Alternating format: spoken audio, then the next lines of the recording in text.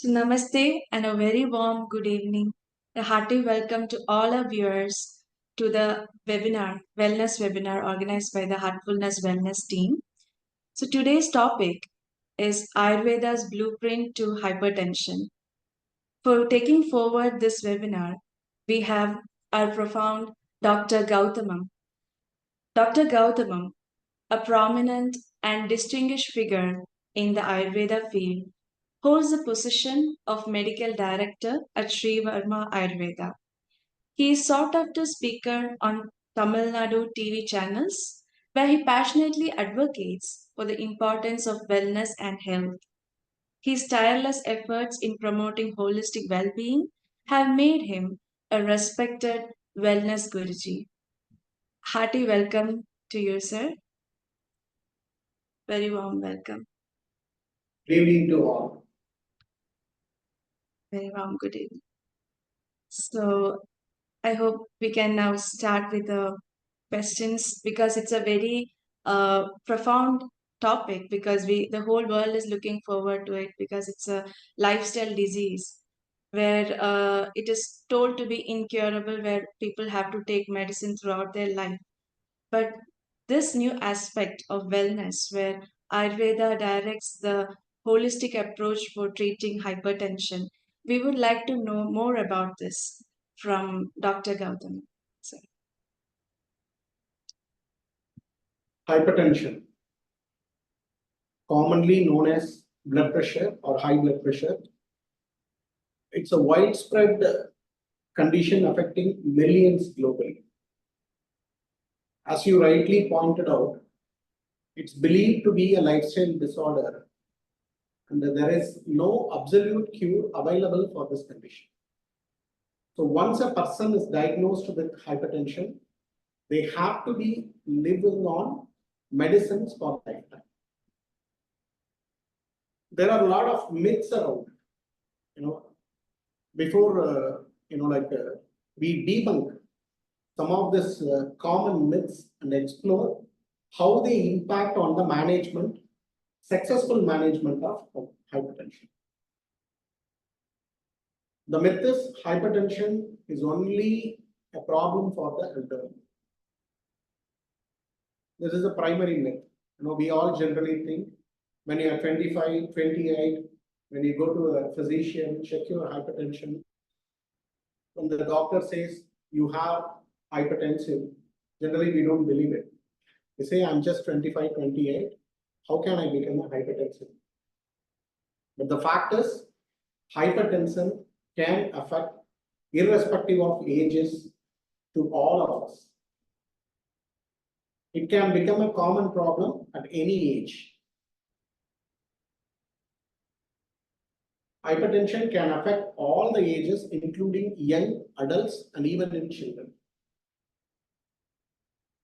So it's a global problem today because of our lifestyle, our sleeping habit, our food habits. The concept of detox is completely forgotten by the community. The concept and importance of yoga and meditation is not very well thought as a part of health program. So most of us are prone for hypertension.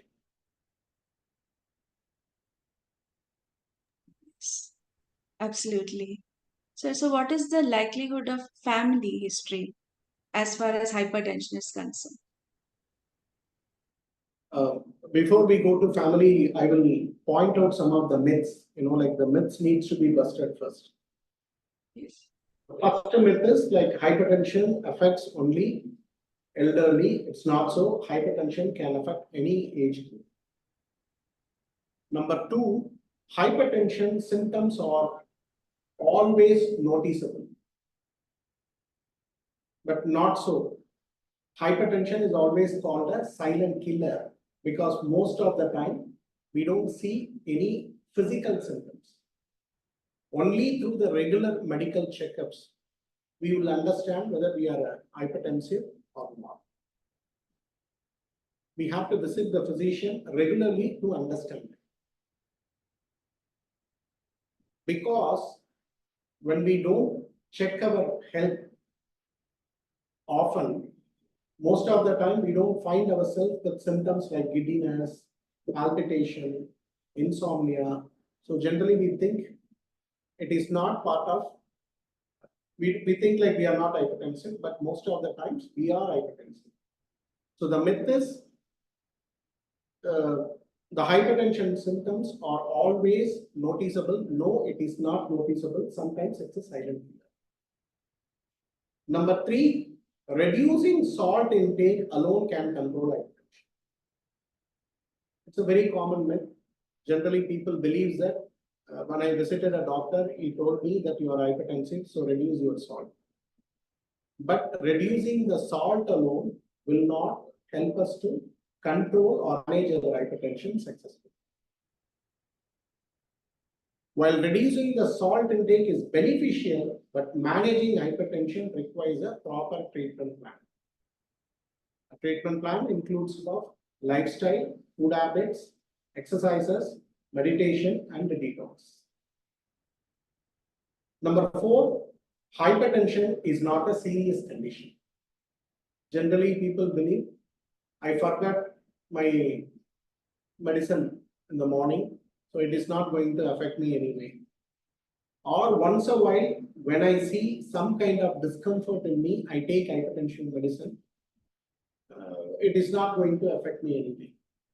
But the real truth is, if we are not managing hypertension with proper legal advices, proper medical advices, it causes a lot of trouble. It can bring in stroke, it can bring in cardiovascular disorders, it can also bring in kidney failure.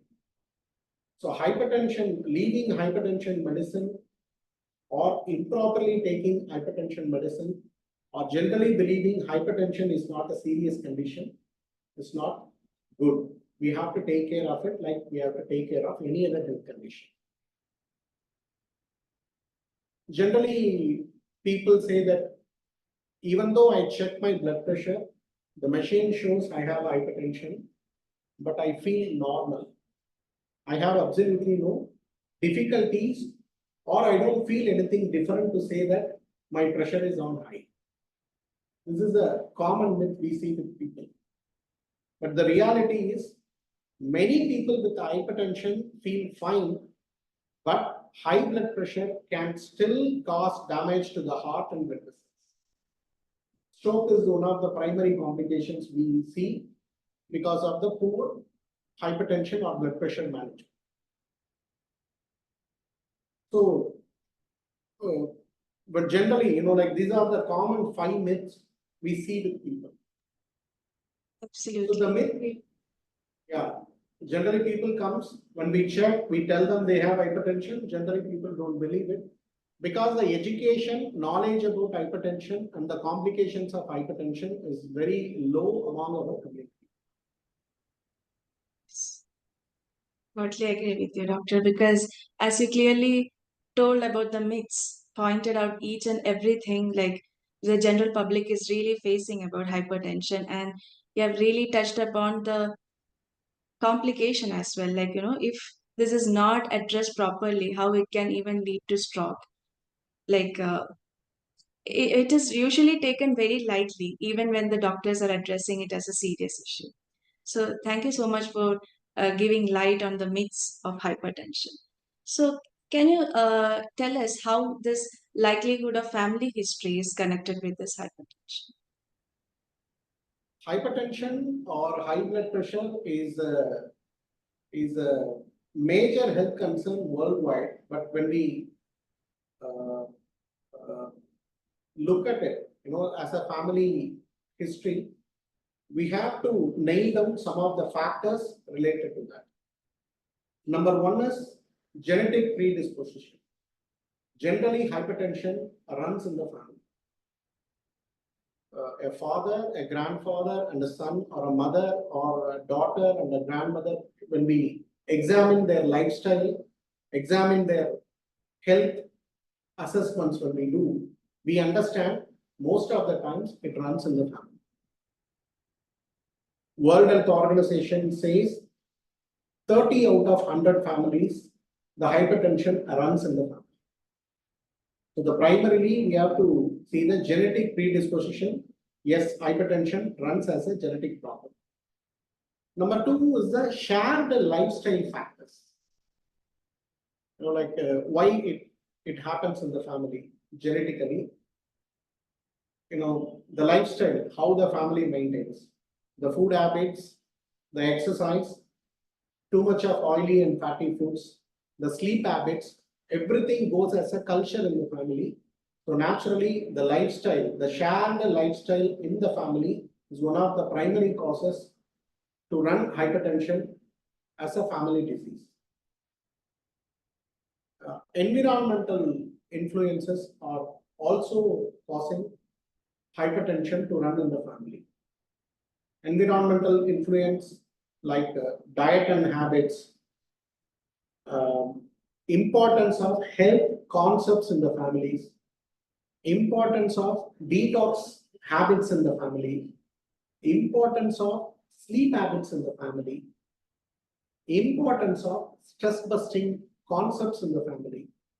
These factors influences the family history in the likelihood of hypertension.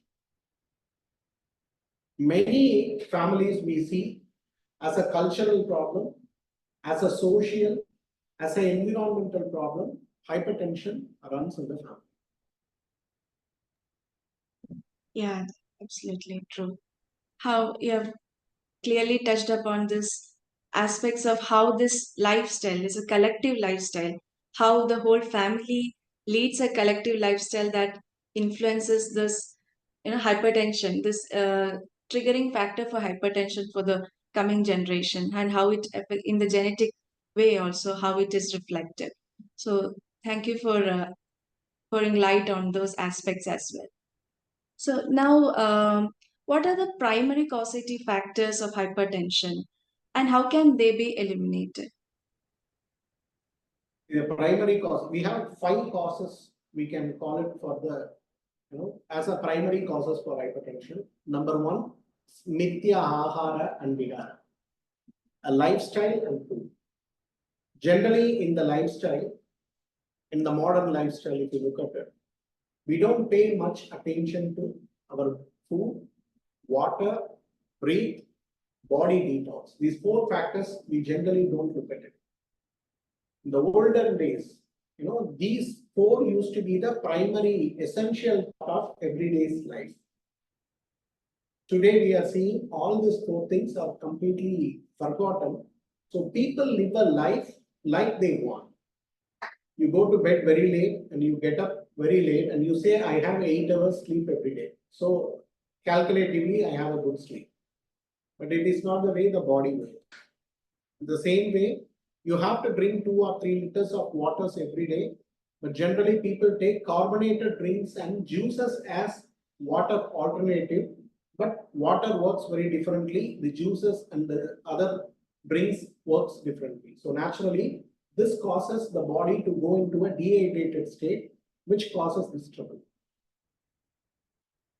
The second point is mithya ahara vihara is the lifestyle and food.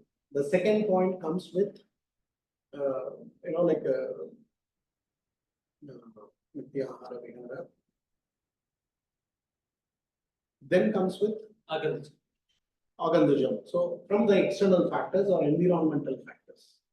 When it comes from external factors and environmental factors, it can be the environmental pollution, it can be the pollution from the water, it can be pollution from the air, it can be noise pollution, anything which disturbs the harmony inside creates a problem. Number 3 is it comes from accidents. Generally when we fall sick, let it be a chikungunya, let it be a dengue or COVID, the sickness, the fear and anxiety in the mind, most of the time it becomes a triggering factor for the hypertension. Number 4 is unwanted deposit of toxins in the system. Generally, we need to detox ourselves. When you are healthy, the body detoxes itself. But when the process is not initiated, naturally the body stores unwanted toxins inside, which in turn triggers this kind of response to us. The last causative factor is genetic. Naturally, we have just discussed about it. The practices, the cultures, the pressures, the stress habits, the health habits which runs in the family is one among the primary factors which triggers hypertension. Current day, if you look at it, social factors are very much, triggering the hypertension. The kind of job or loss of job, money factors, family issues, marriage, everything triggers hypertension inside. So primarily look at it, the 5 factors. Additionally, the social factors has become the 6th factor now, which causes hypertension generally to all. Yeah. So that clearly indicates how hypertension occurs irrespective of the age group, especially these days. Even at a very young age, people are suffering, as you have already kept it clearly in the initial part of the session itself. And how we have told how this altered circadian rhythm that this current generation is following, how it is greatly influenced in triggering this hypertensive nature in people. So now, what can be the best dietary practices that one can adopt such that we can prevent this hypertension? See, the primary factor is, I would say, A, B, C, D, E, 5 factors to control the hypertension. Number 1 is age. We have to, Ayurveda calculate the age from 1 to 32 as a Balya age, the childhood age. 32 to 82 is the middle age. 82 plus comes as a old age. So A factor comes here. 1 to 32 is we call it as a childhood. 32 we don't call as an adult, we call as a child. Okay. In this childhood, physical activity is being advocated as a primary medicine to control hypertension. And 32 to 82, we call it as a mid-age, where the factor of pitta is, high in the body. Physiologically, we tend to take all the social pressures as well as family pressures, job pressures, and tend to develop hypertension.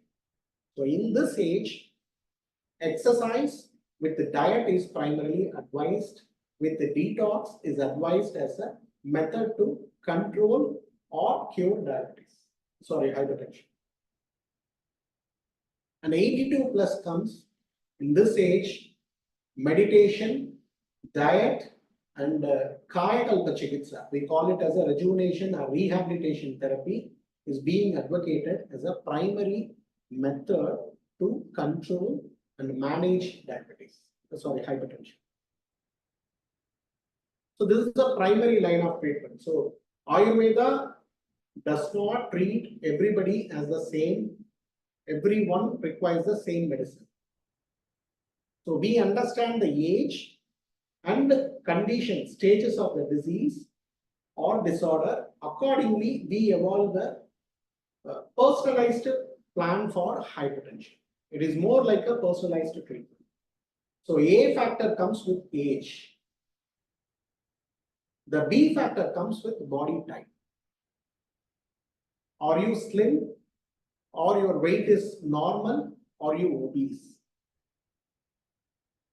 When you are slim, the treatment protocol is more with the nutritional diets. When you are normal, detoxing the body is very essential. And when you are obese, weight loss is the primary media to control or manage your hypertension. Yeah. Number C, A for age, B for body type, and C comes with current status. How you maintain your hypertension? Are you on regular medications and advices, or you are very irregular with the medicine and advices? So based on this, we have to evolve,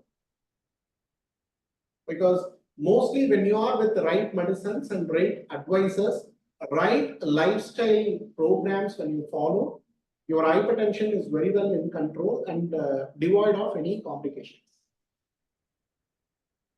But when you are not regular with the medicines or treatments or lifestyle changes, you are already with other complications of hypertension with cardiovascular diseases to kidney problems to all other problems will come.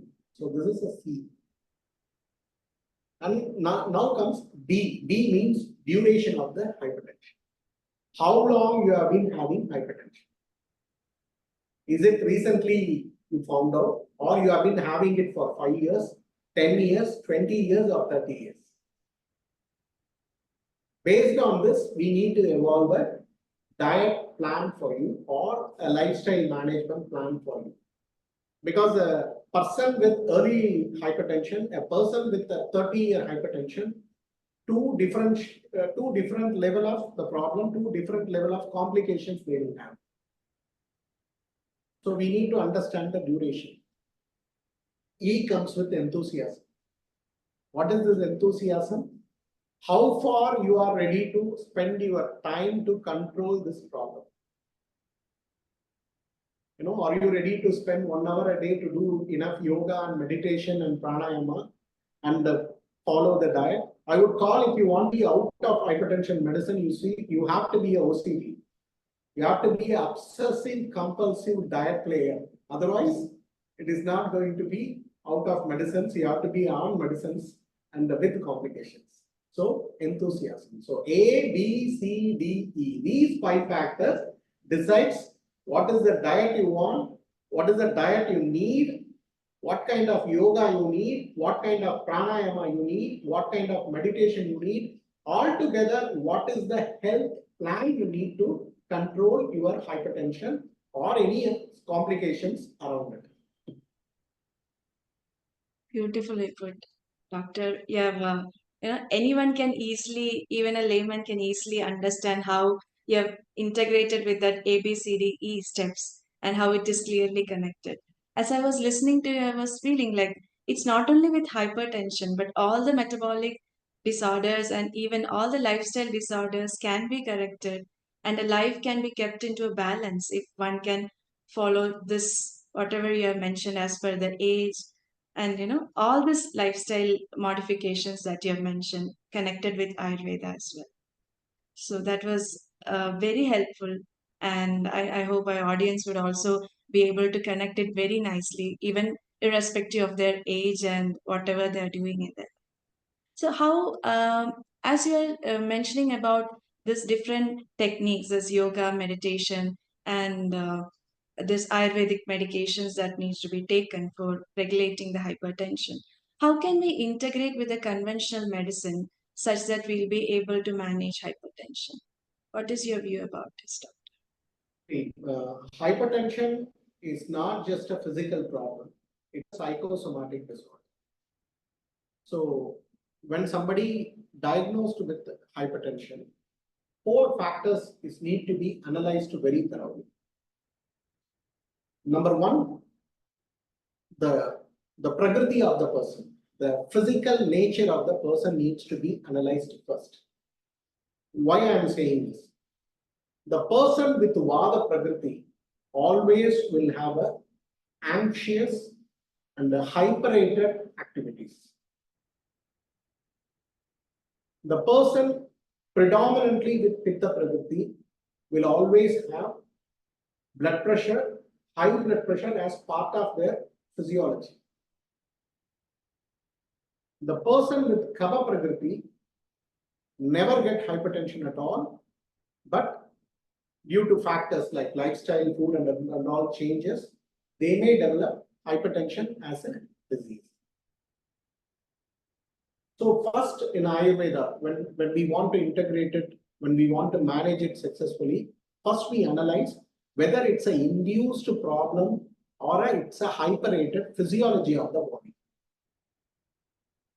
Because not all the conditions are pathologically hypertensive. Sometimes it's a physiological hypertension. So we understand this primary factors A, B, C, D. A is The body type we analyze. How we analyze the body type? We also analyze the energy distribution on the chakras. Muladhara chakra to Sahasrahara, we have 7 chakras.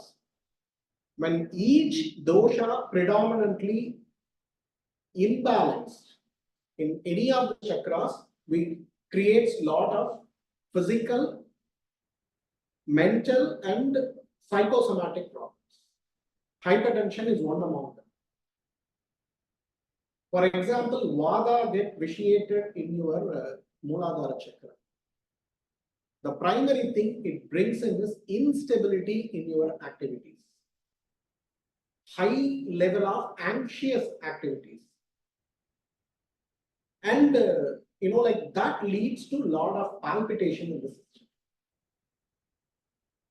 So in the same way, every chakra when Vada vitiates, it creates a lot of physical and psychological and psychosomatic changes, sometimes which shows like hypertension, but it is not actual hypertension. So the second factor we analyze is how the energy level distributes in the body, how the chakra, like the energy is completely distributed in the system, because it manages our body and mind. In between, the chakras energy level manages our life force. Third factor we always look into is the person with habits, good habits or bad habits. Because most of the time we call it generally as a lifestyle, but our food habits, our water drinking habits, our breathing habits decides our health. So integratedly, when we want to combine Ayurveda with modern medicine, Ayurveda with any other medicine, we understand the basic 3 factors: the food habits, the water drinking habits, and the breathing habits. The food habits, like if you are hypertensive, you are still allowed to take lot of oil fried, high salty, spicy foods. Naturally, integrating Ayurveda is not going to help you on anything. But Vada Prakriti and Pitta Prakriti, they always have an interest in, they are foodies basically. So they try to eat more. So we have to calculate that part. The same way the water intake. Vada Prakriti requires at least 4 liters of water intake every day. Pitta Prakriti requires at least 3 to 4 liters of water every day. Kapha Prakriti requires at least 2 liters of water intake every day. So that whatever metabolic toxins create in the body, it completely goes out from the system as toxins. Unless your toxins are removed from the system, integrating any treatment is not going to help you. So these 3 things we calculate very clearly. Number 4 is your psychological health. We all know when we are tensed, when we are depressed, when we are anxious, naturally, the primary thing changes in the body is your blood pressure. So naturally, how psychologically, emotionally we manage our day-to-day activities and health, which in turn helps us to heal it or control it or prevent it from complications. So when we want to integrate, it is not just giving 2 medicines is going to help the patients. Modern medicine is recommending something, but when it comes to Ayurveda, we focuses only on the lifestyle changes, more like understanding the person, his body, his mind, changes in the body, altered energy levels in the body, and correcting it. This is what we focus more on. So in this way, integrating Ayurveda with modern medicine in terms of treating that particular person and his hypertension would be very successful. Okay. That makes a lot of sense. Like how it's basically an individualized kind of treatment as a unique based as per the body type as you have. It's a very new information how this chakra system and how this body type of as per the Vada Pitta Kapha and is related and how the lifestyle influences that, and how we can easily uh, go along with the conventional treatment. And as you already told very nicely, that in a humorous way, that we have to be have that obsessive compulsive nature to follow this routine. We have to be really with it and maintain the lifestyle accordingly as per the Ayurvedic principles. So as we already know that this is a part of this Heartfulness Institute that we are organizing this webinar. So, sir, how do you feel that how this Ayurveda and Heartfulness practices go along in this approach of this integrated well-being for controlling this hypertension?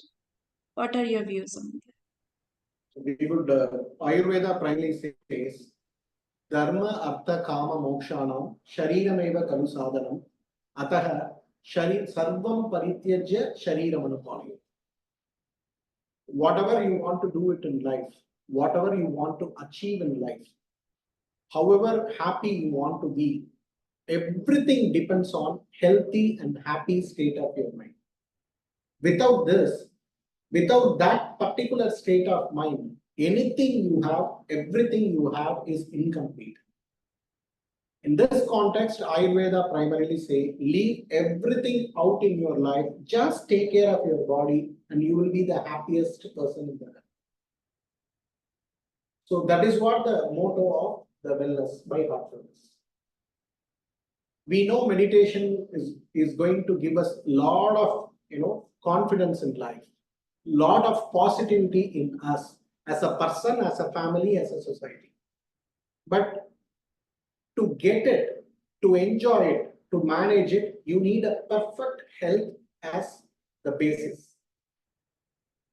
Without this, anything you do meditation, but in the morning when you get up, you have a back pain, will you be happy? No. Same way you are suffering from high blood pressure, you do meditation, you are happy inside, but the physical body is not happy. When your blood sugar is around 320 or your blood pressure goes to 190, 120 and all, or you will be happy. No.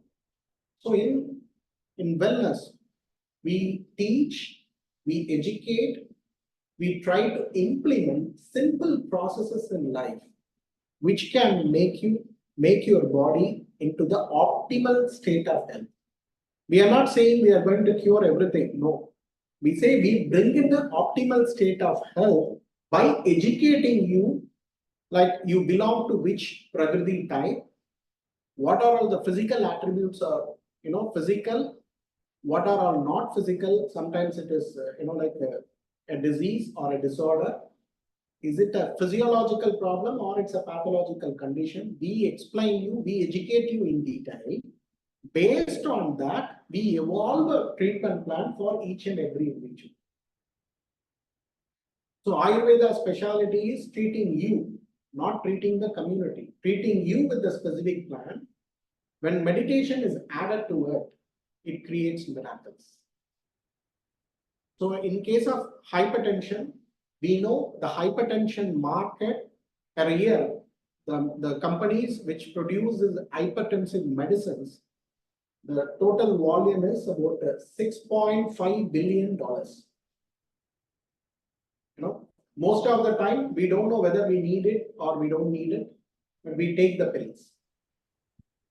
We are not against somebody who is taking the medicines, but I'm saying when you combine this kind of lifestyle changes and understand what causes hypertension in you and what kind of possible complications you may develop based on your body type, your lifestyle, your age, and your genetic factors, understand it and bring in wellness factors like proper attention in the food, proper attention in water intake and the breathing, body detox, mind detox, and spiritual detox, and abhyasa.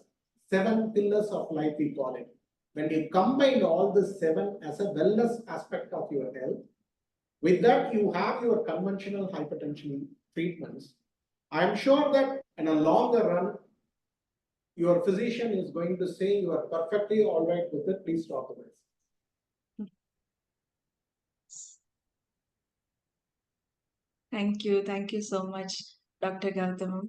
So we had a wonderful discussion on hypertension and how this integrated wellness approach, including heartfulness and Ayurveda and the conventional treatment, how it can be utilized simultaneously together under one umbrella for this life-threatening disease, I would say.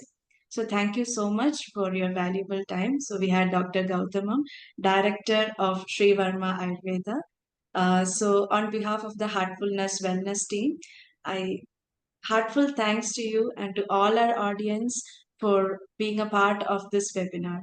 Thank you so much, and thank you again, Dr. Gautam.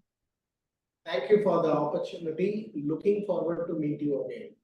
Thank you. Definitely. Thank you so much. Namaste.